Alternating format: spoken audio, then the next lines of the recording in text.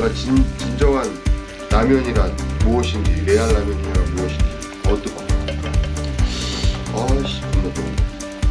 이게 제일 맛있습니다. 집에 계신 어머님이나 아니면 와이프한테 등짝 얻어봤습니다. 다섯째 날 아침이, 화요일 아침이 밝았습니다. 일어나자마자 이제 체온을 재고 자기 전에 체온을 측정하는 것은 이제 아주 버릇처럼, 습관처럼 되어버렸는데, 오늘도 지금 일어나자마자 체온을 측정해 보니 36.5도 정상이 된 거죠.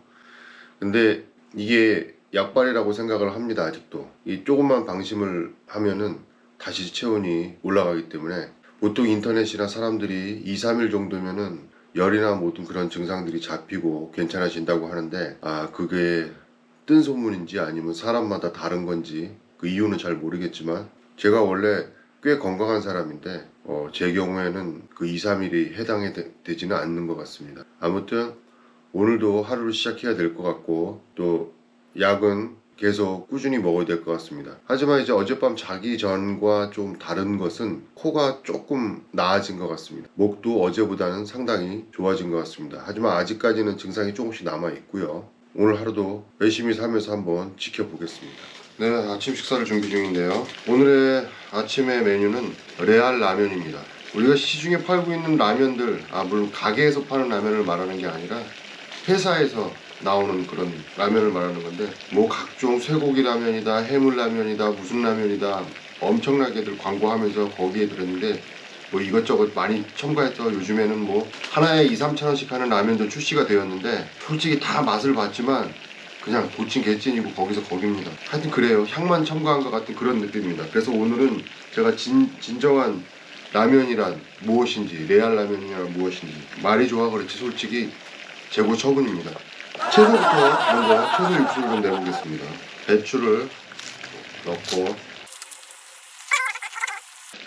우리가 버섯을 넣는지 안 넣는지, 가끔 이제 스프에 이런 게 들어있죠. 버섯 이 정도 덩어리 딱 져갖고 좀 들어있어야 되는 거 아닙니까?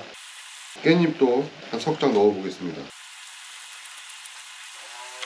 소고기 라면에 소고기가 들어가야 되는 거 아닙니까? 네? 소고기도 넣겠습니다. 소고기 넣었다는데 증거 있습니까? 솔직히 눈에 보이지도 않는데. 자, 소고기 넣었습니다. 기본적으로 또 얘네들 건더기 스프 있으니까 넣어줘버리죠. 그리고 맛은 내야 되니 분말 스프, 김치도 넣어보겠습니다. 자, 김치라면도 있죠. 김치라면이 뭐 어쩌고저쩌고 하는데, 김치를 넣어주려면 무슨 뭐 동결건조 어쩌고저쩌고 하는데 잘 모르겠고, 진짜 김치를 넣어야죠. 이제 아시는 분은 아실 겁니다. 이 맛없는 김치라는 거. 근데 이런 김치가 볶거나 끓여 먹으면은 또 탈바꿈하는 거, 맛있어진다는 거 아시죠 다들? 그래서 김치는 절대 버릴 게 없는 음식이라는 거. 아직 육수가 충분히 우러나오지는 않았는데 한번 살짝 초벌 간을 한번 보겠습니다. 아직 충분히 덜 끓었어요. 근데 맛은 괜찮습니다.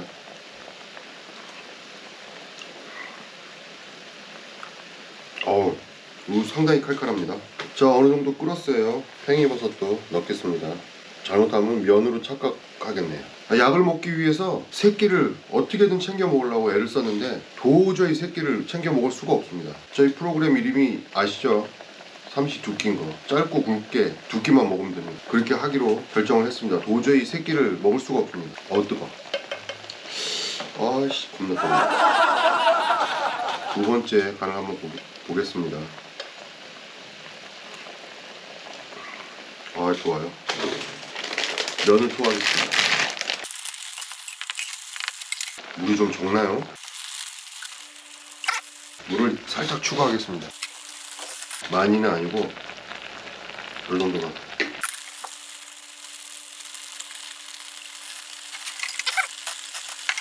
야, 이 샤브샤브 재료 진짜 오래 갑니다.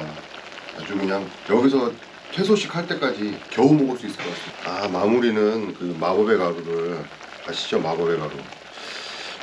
그걸로 마무리를 해줘야 되는데 마법의 가루가 없습니다. 이쯤에서 계란 탁.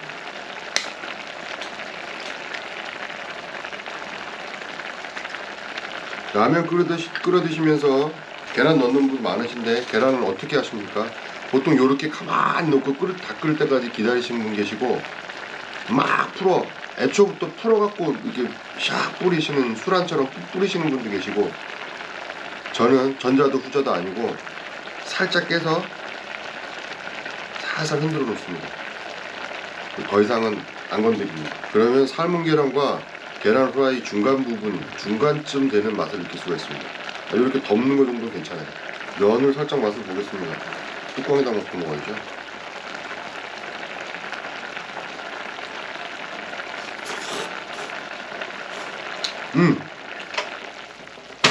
바로 껐습니다. 더 놔두면 안 돼요.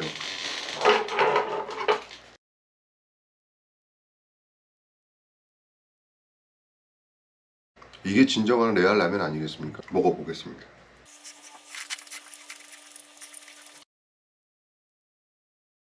지금까지 먹어본 라면 모든 라면의 맛이 다 들어가 있습니다. 진짜로.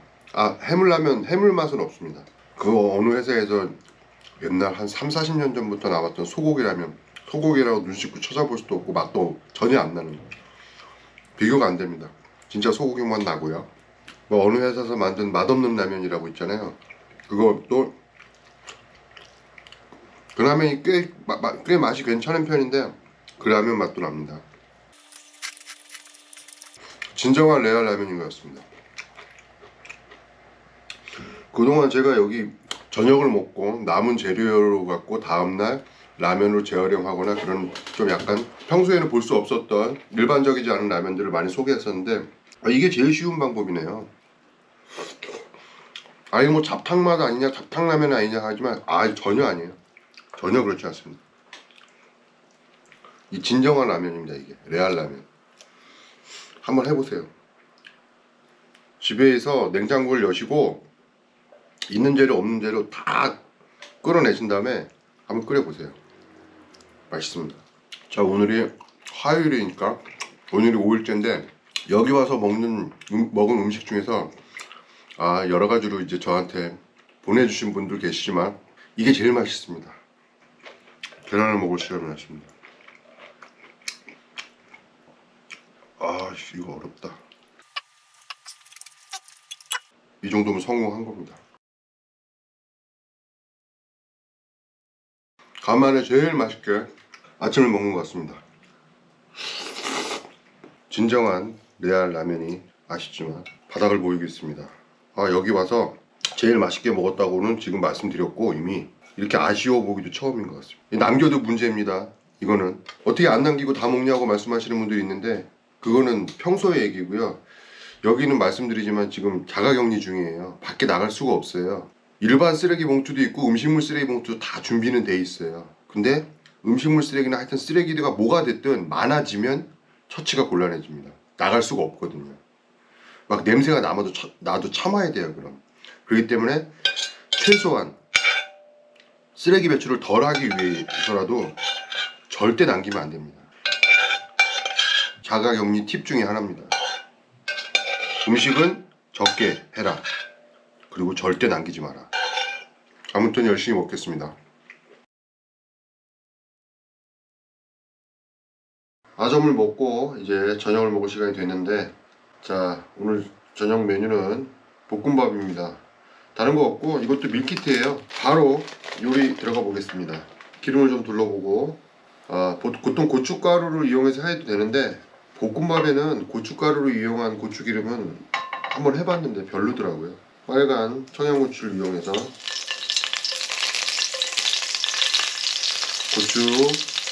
그러니까 매운기를 고추기름을 만들어 보겠습니다. 최대한 얇게 썰어야 됩니다. 아니면 두꺼운 고추를 드셔야 되거든요. 기름만 내고 건져내는 방법도 있습니다. 그건 선택입니다. 내가 또 귀찮잖아요. 귀찮으니까 씨는 버리시면 안 돼요. 씨에서 매운맛이 나오는 거기 때문에. 자, 이렇게 해서 너무 오래 해도 고추가 타버리면 그때는 이제 쓴맛이 납니다. 탄맛과 쓴맛이 나기 때문에 고추가 이렇게 익은 것처럼 보이면 불을 살짝 다시 올리고 밀키트를 붓습니다. 예, 제목은 소불고기 볶음밥이라고 되어 있는데 이거는 그래도 불고기 알갱이들이 좀 많이 보입니다. 불 상태는 지금 한 중불이고요. 이게 지금 냉동실에서 꺼낸 거기 때문에 이렇게 군데군데 얼어 있습니다. 그래서 잘 풀어주셔야 됩니다. 시간을 갖고. 이 볶음밥의 총 소요 시간은 5분에서 6분 정도, 그 이상 안 걸립니다. 일단 불을 끄고요. 아직 다 되진 않았습니다. 다시 불을 켜고. 계란 뒤집기 신용도 가능합니다. 근데 시도하진 않겠습니다. 못해서 안 하는 게 아니라 그거 시도하면요 방안이 난리 납니다.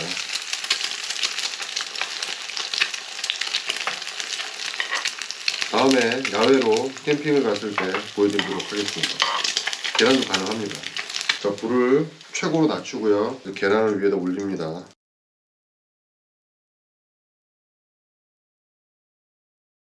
지금 소리가 나실 거예요. 불을 최대로 줄여놨기 때문에 밑에가 살짝 누르고 있는 겁니다. 일부러 그렇게 한 거고요. 참기름 한 숟갈. 네. 이렇게 뿌리고 불을 끄겠습니다. 전열에 의해서 반숙이 거의 3분의 2숙이 됐네요. 원래 이렇게 반숙이 되면은 노른자 반숙이 쫙 흘러나와서 같이 밥과 비벼지면은 더 고소하고 맛있는데 실패했습니다. 밥 볶을 때는 나무 주걱이나 실리콘 주걱 같은 걸로 하셔야지 이런 스텐 숟가락으로 하시면 안 됩니다. 전문가나 이렇게 할 수 있는 겁니다. 흉내내다가 집에 계신 어머님이나 아니면 와이프한테 등짝 얻어봤습니다. 프라이팬 긁는 거 여자분들 요리하신 분들은 엄청 싫어하거든요. 첨가가 된 건 아까 처음 보신 고추, 그래서 고추기름을 좀 냈고요. 그 다음에 김가루, 그 다음에 계란, 이렇게만 첨가된 겁니다. 한번 먹어보겠습니다. 자, 이거 빨긋빨긋한 거는 이거 고추입니다.